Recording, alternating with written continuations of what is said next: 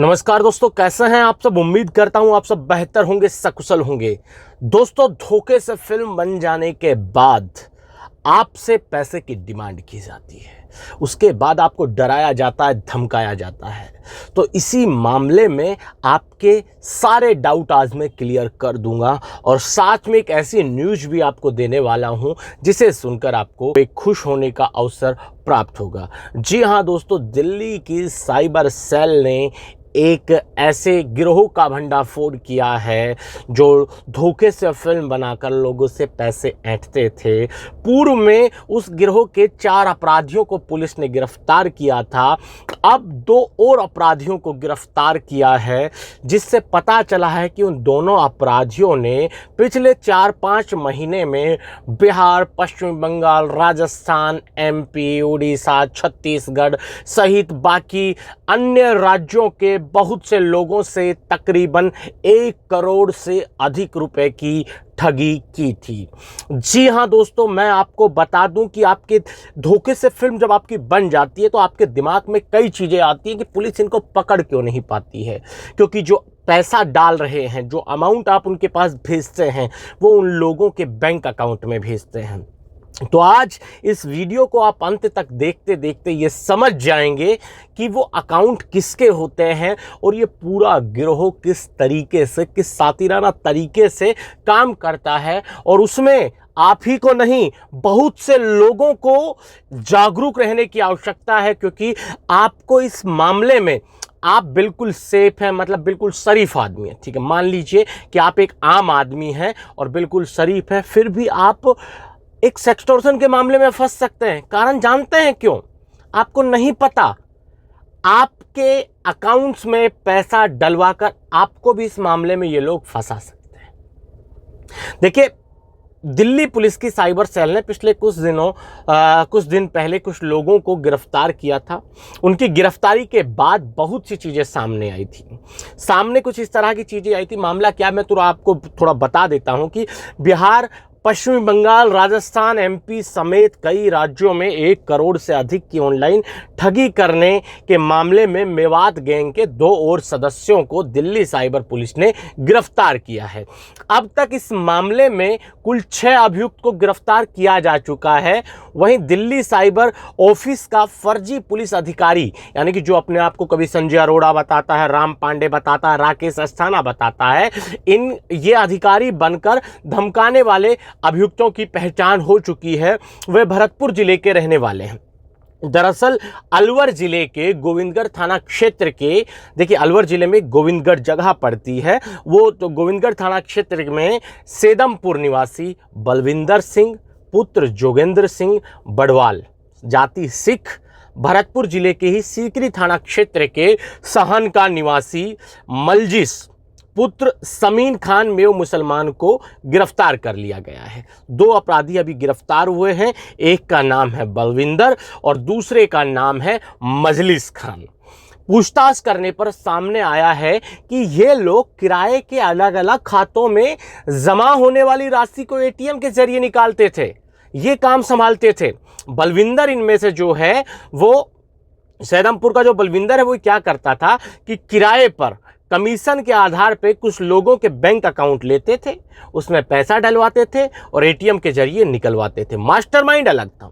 गिरफ्तार जो किया गया दूसरा अपराधी है मजलिस हबीब, मतलब जो मजलिस है वो हबीब का पार्टनर था। हबीब पहले गिरफ्तार हो चुका है। ठीक है, अभी इनसे पूछताछ चल रही है।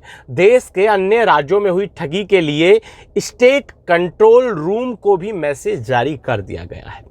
पूर्व में गिरफ्तार आरोपी कुलदीप के बैंक खाते से ठगी से 2,21,581 रुपये जो सीज किए थे, यानी कि पहले एक व्यक्ति गिरफ्तार हुआ था जिसका नाम था कुलदीप, उसके अकाउंट में 2,21,000 रुपये फ्रीज किए गए थे और आरोपी दूसरा था वो कुंदन, ये उसका अकाउंट फ्रीज किया गया था। ये क्या करते थे कि लोगों के जो अकाउंट्स हैं उनको किराए पे लेते थे।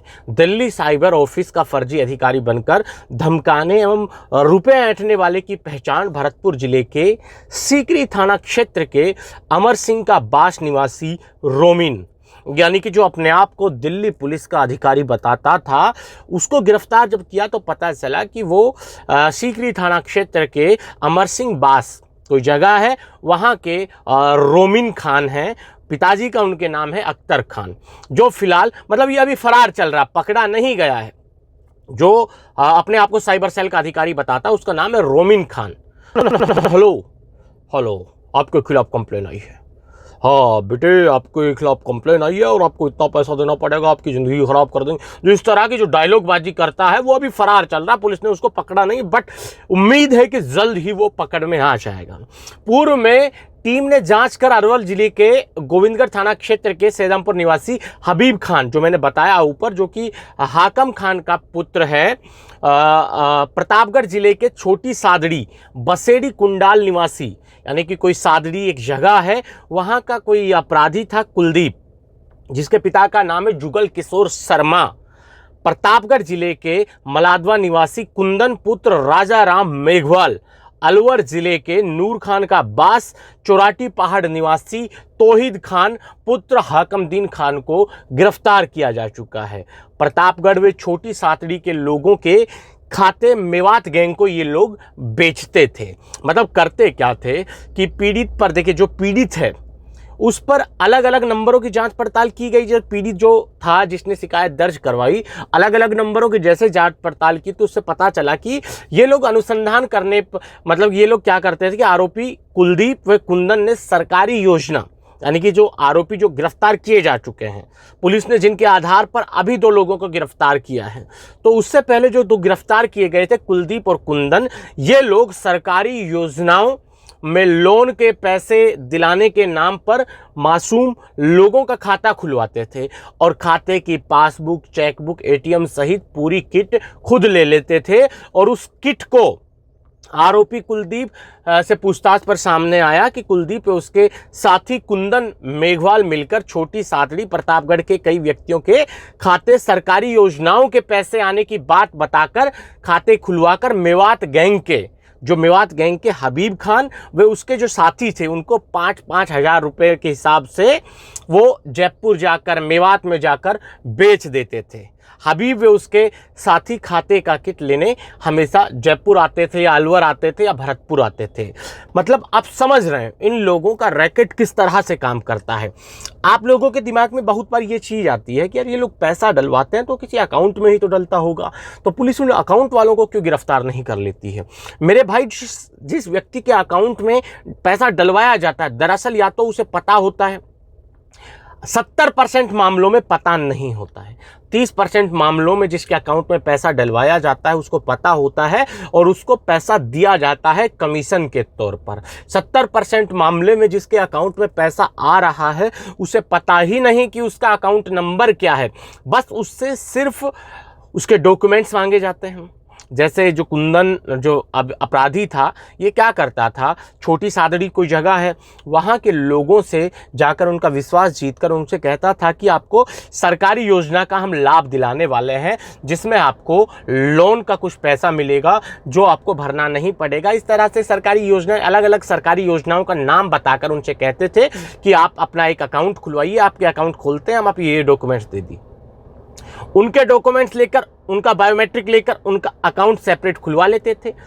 जिस व्यक्ति का अकाउंट खुला उसको अकाउंट मिलता ही नहीं था, वो अकाउंट ये डायरेक्ट जाकर मेवात गैंग के सदस्यों को 5-5 हज़ार रुपए में बेच देते थे। यानी कि बायोमेट्रिक जिसके नाम से है, अकाउंट जिसके नाम से खुला है, उसके पास ना उसकी पासबुक पहुंची, ना बैंक अकाउंट नंबर पहुंचा, ना एटीएम कार्ड पहुंचा, ना उसका पासवर्ड पहुंचा। सब कुछ पहुंचा जिसने अकाउंट खुलवाया उसके पास, और वो पूरी किट को मेवात की गैंग को 5-5 हज़ार रुपये के हिसाब से बेच देते थे। अब उनके अकाउंट में जब पैसा आता था तो पुलिस को, मान लीजिए किसी ने केस दर्ज कर दिया, तो छोटी सादड़ी जो है जगह, वहाँ के लोगों के ऊपर केस दर्ज होता था क्योंकि उनके अकाउंट में पैसा आया है, तो उनका अकाउंट पुलिस फ्रीज कर देती है, बैंक उनका फ्रीज कर देता है। साइबर क्राइम पे जब आप कंप्लेंट दर्ज करते हैं तो उनका अकाउंट ऑटोमेटिक फ्रीज वो लोग कर देते हैं। बाद में पुलिस को पता चला, जब पुलिस ने अकाउंट होल्डर्स को पकड़ा, उनसे पूछताछ की, तो उन लोगों ने बताया कि हमारे जो डॉक्यूमेंट्स हैं बैंक खाता खुलवाने के नाम पर, जो कुंदन है, उन्हीं के गांव के पास का व्यक्ति वो लेता था। पुलिस ने जब कुंदन को पकड़ा, कुंदन के खाते से बहुत पैसे बरामद हुए। कुंदन को जब 3rd डिग्री टॉर्चर किया गया, फिर उससे पूछताछ की गई, तो उसने बताया कि मेरा काम सिर्फ इतना था कि मैं छोटी सादड़ी जो जगह है उसके आसपास के लोगों को बरगलाकर उनका अकाउंट खुलवाता था इस नाम से कि तुम्हें सरकारी योजना का कोई लाभ मिलेगा। और वो अकाउंट उनको मिलता भी नहीं था। वो अकाउंट उनकी बायोमेट्रिक वगैरह करके अकाउंट खुल जाने के बाद जो किट आती थी, पासबुक वगैरह, ATM वगैरह, वो सारी मेवात गैंग के सदस्यों को ये लोग बेच देते थे और वो लोग उनका इस्तेमाल करते थे पैसा निकलवाने के लिए। अकाउंट फ्रीज होता था, पूछताछ होती थी उनसे होती। तो बात यह है, ऐसा ही एक वाकया मेरे एक दोस्त के साथ हुआ था। राजस्थान के अलवर जिले के किशनगढ़ बास के मूसाखेड़ा के रहने वाला मेरा एक मित्र है, वहां पर उसके साथ यही घटना हुई। वो एक मोबाइल की शॉप पर मतलब मोबाइल की दुकान उसकी खुद की है। तो उसके साथ क्या हुआ, मतलब ऐसे में ये लोग पता क्या करते हैं, कई बार ये लोग ये करते हैं कि किसी के दुकान वाले के अकाउंट में पैसे डाल देंगे कि भैया हमें कैश चाहिए, हमारी मजबूरी, ये कर देंगे, वो कर देंगे, कैश लेके निकल जाएंगे। जब पुलिस अकाउंट फ्रीज करती है, दुकान वाला इनोसेंट है, वो मासूम है, उसकी कोई गलती नहीं, उसका अकाउंट फ्रीज करेंगे। जब पूछताछ में पता चलेगा, अगर वो पुलिस, ये तो शुक्र मनाओ कि मेरा जो मित्र था वो जानता था कि उसके अकाउंट में जो 10,000 रुपये डाले हैं वो कोई सोयब खान नाम का उसके पड़ोसी गाँव का कोई व्यक्ति है, उसने डाले हैं और उसको जानता था। तो उसको पता चल गया, उसने पुलिस को बताया, बट कार्रवाई होगी नहीं होगी वो छोड़िए। बट इसमें जो मामला था, 6 अपराधी अब तक गिरफ्तार। ये देखिए चैन पकड़ने का, देखिए पुलिस अगर चाहे तो इनको आसानी से पकड़ सकती है। आप चेक कीजिए कि किसके अकाउंट में पैसा गया, अकाउंट वाले के पास जाइए। देखिए 70% मामलों में जिस अकाउंट में पैसे जाते हैं वो अकाउंट होल्डर बिल्कुल इनोसेंट होता है, उसको नहीं पता होता। तो पुलिस जांच के लिए उसके पास जा सकती है, प्यार से उससे पूछ सकती है कि आपने अपने कोई डॉक्यूमेंट्स, कोई अकाउंट खुलवाने के नाम पर, या फिर कोई अंगूठा कहीं आपने लगाया, किसी मशीन में लगाया कि आपको सरकारी योजना का लाभ मिलेगा, ऐसा कुछ किया क्या? तो जो अकाउंट होल्डर है वो बता देगा कि मैं फला आदमी आया था, फला बैंक से आया था और उसने मेरा अकाउंट खुलवाने की बात कही थी, बस मुझे अकाउंट मिला नहीं। तो उस फला अकाउंट के, फला बैंक के उस कर्मचारी से पुलिस पूछताछ करेगी। तो चैन इस तरह से अपने आप पुलिस पकड़ सकती है। ऐसे मामलों में दोस्तों 30% 40% बैंक के कर्मचारी भी शामिल होते हैं। यानी कि जो फर्जी जो ट्रांजैक्शन होता है, देखिए सीधी सी बात है, अकाउंट, पैसा आएगा अकाउंट में आएगा, और अकाउंट आप फर्जी नहीं खुलवा सकते। अकाउंट खुलता है लीगल तरीके से। लीगल तरीके से अकाउंट जिनका खुलता है वो इनोसेंट लोगों को अपने जाल में फंसाया जाता है। उनको लाभ या लोभ या लालच दिया जाता है कि आपको सरकारी योजना में कुछ पैसा आएगा, उसके लिए आपको अलग अकाउंट खुलवाना पड़ेगा, और वो अकाउंट उसको मिलता भी नहीं है, वो किसी थर्ड पार्टी को, ब्लैकमेलर्स को वो लोग बेच देते हैं। तो ये पूरा सिस्टम है। और 30% जो अकाउंट में पैसा जाता है वो उनको पता रहता है कि मेरे अकाउंट में पैसा आएगा, मुझे उसका इतना % कमीशन मिलेगा और मैं अपना कमीशन लेकर बाकी पैसा उसको लौटा दूंगा। तो वो 30% वाली जो संख्या, वो अपराधी की संख्या में आप गिन सकते हैं, क्योंकि वो जानबूझकर पैसा कमाने की नीयत से अपना अकाउंट का एक्सेस किसी थर्ड पर्सन को दे रहे हैं, इलीगल मनी को उसके अकाउंट में डलवाने के लिए। तो दोस्तों पुलिस एक अच्छी पहल की, दिल्ली पुलिस एक बेहतरीन काम कर रही है। और अभी एक वीडियो में आपको आगे बताने वाला हूं कि दिल्ली पुलिस ने सिर्फ मेवात क्षेत्र के साइबर अपराधियों से निपटने के लिए एक अलग सेल का निर्माण किया है। यानी कि दिल्ली पुलिस की स्पेशल सेल काम कर रही है, दिल्ली पुलिस की साइबर सेल भी काम कर रही है, पर दिल्ली पुलिस के वर्तमान जो कमिश्नर हैं, commissioner of Delhi police Sanjay Arora ji, उनके नेतृत्व में एक ऐसी टीम का गठन किया जा रहा है जो बाकी राज्यों की जो इंटेलिजेंस है उनसे कोऑर्डिनेट करेगी और ऐसे अपराधियों के खिलाफ एक जोरदार प्रहार भी करेगी। तो इसके लिए दिल्ली पुलिस के कमिश्नर और संजय अरोड़ा जी ने एक टीम का निर्माण भी किया, जो आगे आने वाले दिनों में आपको उसका इम्प्लीमेंट भी देखने को मिलेगा, उसका कार्य भी देखने को मिलेगा। तो आज की इस वीडियो में मेरे बताने का मूल मकसद यही था कि ये लोग किस तरह से काम करते हैं तो आप भी सावधान रहें। अगर आपसे भी कोई कह के कोई अकाउंट खुलवाता है कि आपको सरकारी योजना का लाभ दिया जाएगा, तो अपनी बायोमेट्रिक किसी को भी ना दे, अपने डॉक्यूमेंट्स किसी को भी ना दे, क्योंकि ये आपको एक जाल में फंसाने का उनका एक तरीका होता है।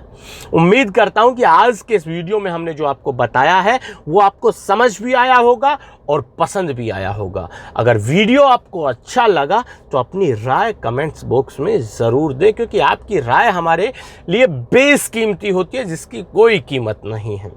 आज के इस वीडियो में इतना ही। जल्द मिलते हैं नया वीडियो लेकर नई जानकारी के साथ। रखिए तब तक अपना ख्याल। जय भीम, जय हिंद की सेना साथियों।